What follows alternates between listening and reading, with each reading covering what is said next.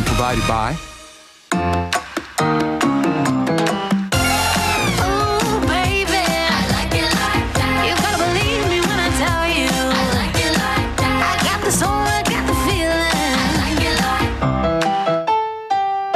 Lumify?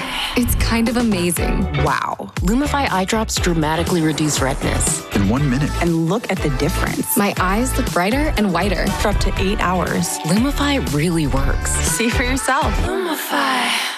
Hey, it's E.T. at the Emmys. Tomorrow on E.T., TV's biggest night done right. Before we go, it was a busy weekend for Ken, a.k.a. Ryan Gosling. On Saturday, he was honored with the Kirk Douglas Award for Excellence in Film at the Santa Barbara International Film Festival. His Barbie director, Greta Gerwig, was on hand, and so was his Crazy Stupid Love co-star, Steve Carell, with one hilarious tribute. Good night, everybody. Take care, y'all. Come on. God. Why do I hate Ryan Gosling? When Ryan and I were working together, he was going to spend his Friday night playing music for some old folks in Glendale. And I find that annoying as hell. I do love Ryan Gosling. I love him more than my wife and my child. I wrote this before I heard Steve's speech, so my career so far. Happening now. Brutal wind chills in store first thing Tuesday, dropping into the single digits here in San Antonio, plus a few more hard freezes through Wednesday morning. Then we start to warm back up. All those details coming up in just a few. The cold was back, and for some, the power was off. We talked with one couple about their power outage and how they stayed warm and the memories that it brought back. It's free money if you're an Apple or Verizon customer, or maybe the kids have played Fortnite. You could have money coming your way. Coming up, I'll explain why and how to claim yours. The news at 5 starts right now. An ice cold day, to say the least. Absolutely. Hope you're all hanging in there with us. Just a couple more days. Mia Montgomery, our meteorologist, joining us now. Mia, right? Wednesday looks like it's going to be the last of it. Yep, Wednesday morning will be our last hard freeze. Then we climb out of this freezer, temperatures in the 40s and then 60s as we head into Thursday. Of course, this follows what was very cold yesterday and then an icy start to this Monday. We had a glaze of ice on those elevated surfaces, even some slick spots, especially on those bridges and overpasses. You can see now, though, just a little bit of radar noise and ground clutter near the radar site. All of that precip has moved east, and we are drying things out here in south central Texas. Actually above freezing across portions of the Rio Grande, 44 in Del Rio, 46 in Eagle Pass. Here closer to the San Antonio area, we did not have that luxury of climbing above that freezing threshold. Most of us in the 20s and a few low 30s this afternoon. So those temperatures, once again, going to be tumbling as we head into the overnight, with another hard freeze expected first thing tomorrow. So that precip has finished. Maybe a lingering icy spot or two not ruled out, especially as you head into morning drive time tomorrow. Good idea to still take it very slow out there on the roadways and be careful. We will be monitoring those hard freezes tomorrow and into Wednesday morning. By the way, tomorrow specifically, gusty north winds in store, wind chills brutal in the single digits here in San Antonio. We're going to get you a full detailed look at the rest of that forecast coming up a little bit later on. Single digits. Thank you, Mia. I think. The cold is back, but it is not 2021 again. So far, the Texas grid has had enough capacity to go without forcing Texans into rolling outages. Yeah, some of us remember the PTSD is still there, but that doesn't mean everyone's power stayed on today. CBS Energy has been responding to pockets of weather-related outages. Yeah, Garrett Berger talked with one couple about how they stayed warm and the unpleasant memories it prompted. Really? Since last night? I think, Rachel. Returning back to their apartment a little before 1 today, Celia and Jose Jimenez weren't sure if they'd have power or not. Fortunately for them, the couple had realized overnight their power was out. Celia says it came on and went off again. They stayed warm with blankets, though it got chilly inside. I don't have a thermostat, but it felt like 20 degrees, that's for sure. With the power still off this morning, the Jimenezes headed out to their favorite restaurant to get a little bit of food, and more importantly, some coffee. And though they both remember the 2021 freeze, we talk about it, about what happened 3 years, 4 years ago. They weren't too worried this time. so long as there wasn't snow again. It's bad, but I was thinking, I hope it doesn't snow like that last time. I was kind of scared a little bit. I wouldn't trust nobody going out on the road if they don't have to, because you never know. But you had to go out on the road, you felt like, huh? Because I had to have some coffee. So now with the power back on, they can make it at home. Garrett Berger, KSAT 12 News. Got to have that coffee. Well, at one point today, there were nearly 3,000 outages across the city. The CPS outage website is now reporting just 14. And you can see a lot of them are north, kind of maybe a little bit northeast, but no major outages. Of course, we'll continue to monitor the outage map throughout the evening into tomorrow morning. That's when ERCOT expects more tight grid conditions. They are asking customers, like they did this morning, to conserve energy. Meanwhile, outreach teams have spent the last few days driving around the county, offering rides to shelters for people experiencing homelessness. Today, we got to look at Corazon Ministries Day Center, where they usually have 150 people each day. Today, they had more than 225. They got warm clothes, hot meals, got to sit and watch movies as they escaped the bitter temperatures. The center opened from 7 in the morning until 6 at night. Then the clients head to a number of overnight shelters across the city. One man we talked to said the outreach team saved his life this morning.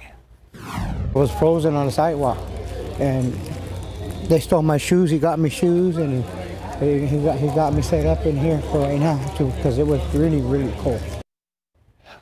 If you don't need to go to a shelter, but you need a place where you can go and stay warm for a little while, the city has set up warming centers around town. They are offering free rides to get there. Via passengers may travel fare-free to or from the 14 facilities that are open each day until 5 p.m. The city also has some resilience hubs open. Those are different from warming centers because they provide basic supplies as well as shelter from the cold. On top of that, Bexar County has overnight warming centers. You can see a full list of all these locations on KSAT.com. You can also scan the QR code that you see on your screen right now. And there was one big repercussion of all of this. After weeks of anticipation, this winter blast led to the cancellation of the MLK Day March. The decision, not an easy one, but in the end, the city decided the extreme temperatures were enough of a safety hazard to call the whole thing off. Pittman-Sullivan Park, usually bustling with people, was eerily empty this morning. Instead of crowds, workers dismantled the stage, cautiously trying to avoid falling ice. Officials emphasized the cancellation had to happen to ensure community safety. Nonetheless, County Commissioner Tommy Calvert stressed the ongoing relevance of Dr. King's ideals beyond just this single day. Black people in particular have a really important connection to the march because Blacks in San Antonio are a minority within a minority, which means it's an extra level of oppression. And so the coming together for equality, jobs, better working conditions, peace in the streets, whether it's at home or in Ukraine. The county commissioner added that local leaders wanted safety to be at the top of mind in these frigid temperatures. At last check, there is no plan to reschedule for this year, but the commission tells us they're optimistic that they're still going to be able to raise more than $190,000 for scholarships. And keeping those cancellations in mind, many schools were canceled because of the extreme winter weather this morning, and some districts have already canceled school for tomorrow as well. For a list of all the cancellations and delays, just scan this QR code. It's different from the others. Scan this QR code to follow along and stay up to date. After months of campaigning, today, the day voters finally have their say. All eyes will be on Iowa as the Republican presidential hopefuls hope their supporters brave the elements to get out and vote tonight. If you think it's tough here, it's worse there. Our Washington correspondent Julia Venbrook joins us live from Des Moines, Iowa. Julia, how could this weather impact voter turnout tonight? Well, good evening, Ursula. The Iowans here, the people in Iowa, they take the caucuses very seriously, but there is concern that this weather could have a negative impact on voter turnout. Now, the caucuses don't provide a lot of room for flexibility because voters have to be at their assigned locations at 7 p.m. Central. That's just about 2 hours away right now. Former President Donald Trump is in the driver's seat heading into caucus night, but he's still urging his supporters to show up in hopes of meeting or exceeding expectations. You can't sit home. If you're sick as a dog, you say, darling, I gotta make it. Even if you vote and then pass away, it's worth it, remember? Trump maintains a commanding lead in the Hawkeye state, polling at 48% in this weekend's Des Moines Register poll. Let's see if we can get to 50%. Meanwhile, former UN Ambassador Nikki Haley and Florida Governor Ron DeSantis battle it out to see who can emerge as the leading alternative to Trump. Haley has been on an upward trajectory, both in Iowa and in New Hampshire, where voters head to the polls next week. What I am going to say is the momentum and the energy on the ground is strong. We feel it. We know that this is moving in the right direction. Despite going all in on Iowa, visiting all 99 counties and receiving a rare endorsement from the state's governor, DeSantis sunk to third in that recent Iowa poll. The Florida governor is brushing off those numbers and expressing confidence in his base. There's only two possible nominees, Donald Trump or Governor DeSantis. We're the only ones that have strong support amongst bedrock Republican conservative voters. The record for the largest percentage won in an Iowa Republican contest without an incumbent president belongs to then Governor George W. Bush. He won by 41% in the year 2000. Now, if the results tonight come anywhere close to what the polls are predicting, Trump would claim that title. Reporting live in Des Moines, Julia Benbrook, KSAT 12 News. Julia, the Iowans are going to be heading to their caucus locations any time now. Walk us through what that process looks like once they get there. Right, and they're encouraged to get there early because the roads, the weather, all of those things could be impacting the day. But they've got to be there by 7 p.m. Central. Once they're there, they'll hear from a candidate surrogate or, in some cases, from the actual candidate. They'll hear speeches about the differing views, and then they'll pick their candidate and write it down on a piece of paper on that ballot. From there, the ballots are counted and recorded. So we will be hearing those results tonight. Now, Democrats have used a similar process to this in the past, and they've actually used groups where people could get in different groups physically to show who they're supporting. They're not doing that tonight. They've changed their nominating schedule. So Democrats will only be conducting business tonight, and then they'll be voting by mail. They have until March 5th to do that. Now, one important thing that I do want to note is that tonight is just for Republicans, but you can register as a Republican as you enter your caucus location. So there may be some new registered Republicans participating in this process this evening. Julie Benbrook live in Des Moines, Iowa. Julie, seems like we'll be looking for who finishes second because I think Trump's going to win Iowa. It'd be interesting to watch tonight. Thank you, Julia.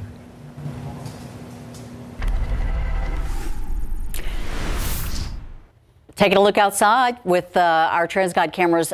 This is a completely different picture from what we saw earlier today. Visibility was low. Our cameras, a lot of them had ice on them. Traffic was not moving, and we even watched a near, a collision, a car flipping around. It was quite wild this morning on the roads. Glad that's not the case right now. No. Moving along great. There could be some hidden money in your family's tech devices. Why the cash is there and how to claim it. Next on the News at 5.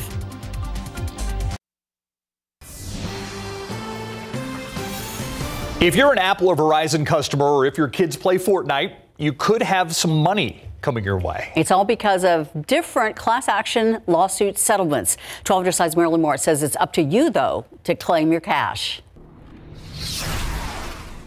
If you've used Apple's family sharing perk, you could get a bite of a $25 million settlement. The lawsuit alleges Apple misled users about the non-Apple apps they could share.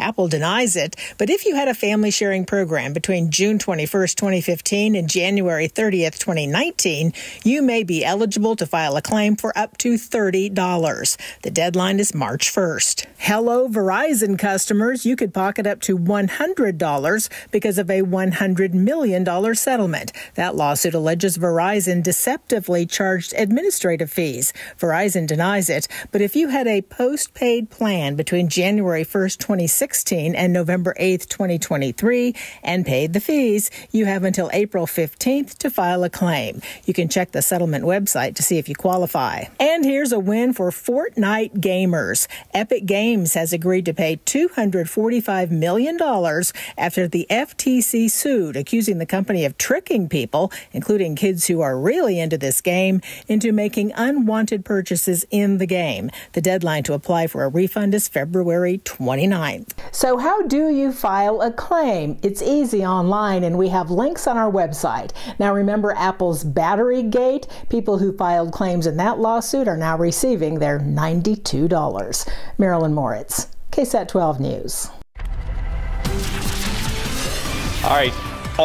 Most people are talking about today is the weather. Yep. And this has kind of been the picture. It really has. I will say it's a better picture right now than what it was last night and early this morning. That live cam was iced over a bit. Of course, it's sitting well above the ground, but it was hard to see during the night beat last night and even during GMSA this morning because we had pockets of light freezing drizzle, some of that mist, and even a little bit of light rainfall with those temperatures well below freezing here at the surface. All of that was freezing on contact. So take a look at these KSAT Connect photos. You probably saw scenes just like this across a good chunk of south central Texas.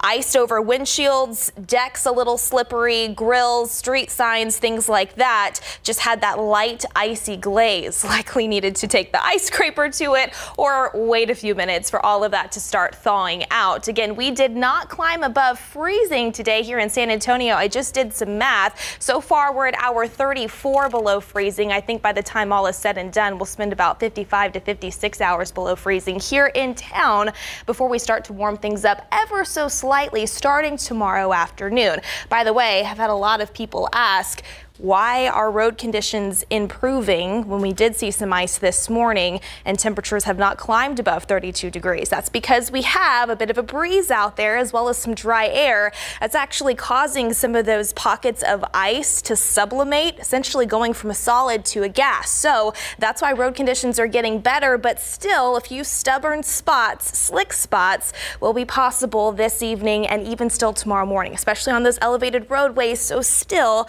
take it extra careful. You can see, though, as we were talking about earlier in the newscast, all of that wintry precip has moved east and we are just left with the cold temperatures. Right now in the 20s for most of us, 27 officially over at the airport, 23 in Bulverde, it's 26 in Canyon Lake, 32 right now out west down Highway 90 in Uvalde. But when you factor in that breeze, take a look at wind chills. This is what it feels like when you step outside. Feels like 17 officially here in town. 12 degrees, the current wind chill over in Kerrville, feels like 24 in Pleasanton. And by the way, wind chills are just going to get worse overnight and especially tomorrow morning. We're going to see a reinforcing push of some of this colder air work in through the overnight, and it does so via a gusty north wind. Wind gusts upwards of 30 to even 35 miles per hour are expected tonight as we sleep, and that does continue into morning drive time tomorrow. So if you do have to head to school tomorrow, if you do have to head to work tomorrow, please dress very warmly and appropriately, because you can see this is your future cast depicting what those wind chills could look like 7, 8 o'clock tomorrow morning. Just brutal out there. Single digits here in San Antonio along Highway 90 and points south. I think as you get into the higher elevations up into the hill country, could feel a few degrees below zero briefly for a few hours first thing tomorrow. So yes, very, very cold air and strong winds that we will be dealing with to kickstart our Tuesday. Now in terms of actual air temperatures, also very, very cold. Hard freeze will kickstart the day. Most of the San Antonio area dipping down into the upper teens. 17 in Converse tomorrow, 17 in New Braunfels as well as Seguin, 19 in Divine, 14 in Rio Medina. Here's the good news. We will see more sunshine tomorrow compared to what we've seen today. So into the early afternoon by about 2 to 3 o'clock, I do anticipate us briefly and barely climbing above freezing, but we'll take what we can get. Forecast forecast high near about 35 degrees. I think once again, northern Bexar County and points north, a few spots could struggle to climb above freezing. That's something we'll monitor. Then we have one more hard freeze early Wednesday. Then we start to thaw things out. 46 Wednesday afternoon. Still chilly in the morning. 67 though by Thursday. We'll see a second front move in ahead of next weekend. Not nearly as strong, but it does keep a chill around in terms of those mornings into Saturday and Sunday, guys. Ooh, another brutal night. Yeah. And tomorrow, ow. Yeah. Oh, Well, kind of painful still from this weekend. I was going to say, a lot of people talking about the weather. They also don't really want to talk about what happened to the Cowboys yesterday. Anything to avoid the conversation today, painful. but the national media had no problem talking about the Cowboys today, that's for sure. Disappointment and shock looms across Cowboys Nation after yesterday's collapse in the wild card round versus Green Bay. What's next for Dallas? The Spurs almost mounted a comeback, but their slow start in Atlanta this afternoon was too much to come back from. Highlights after the break. Since playing the Milwaukee Bucks down to the wire earlier this month, head coach Greg Popovich says the San Antonio Spurs are playing consistent and well enough to have won every game since. Instead, they've won 2 of their last 5. Spurs in Atlanta this afternoon. First quarter winding down. Trae Young goes coast to coast and gets the bucket to fall as the clock expires.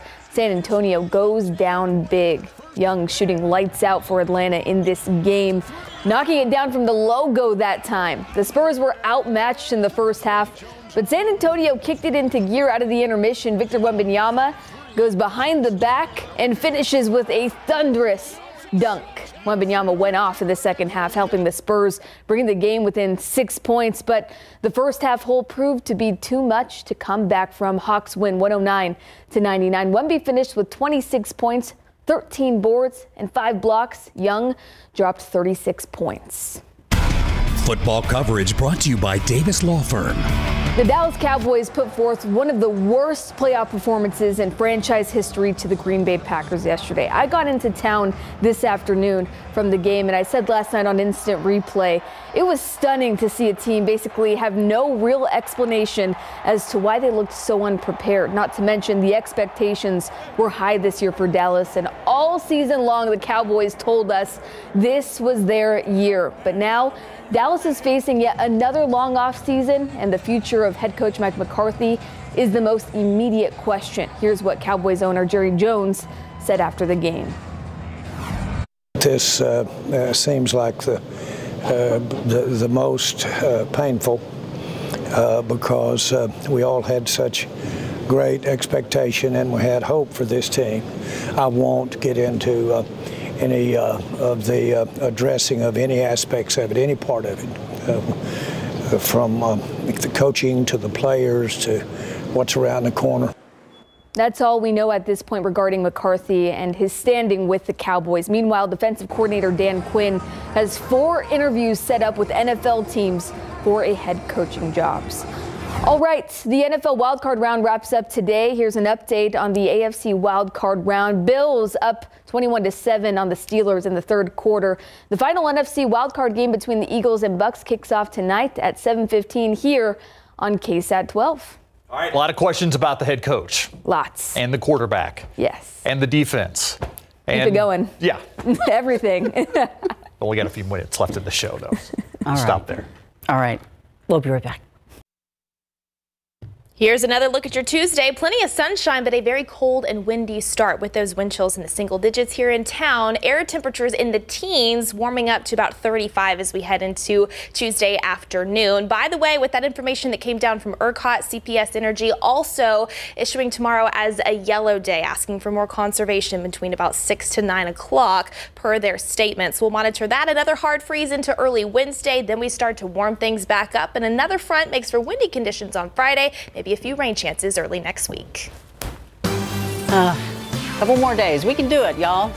Thanks for watching. It's going to be almost 70 on Thursday. We can make it. No problem. See you at 6.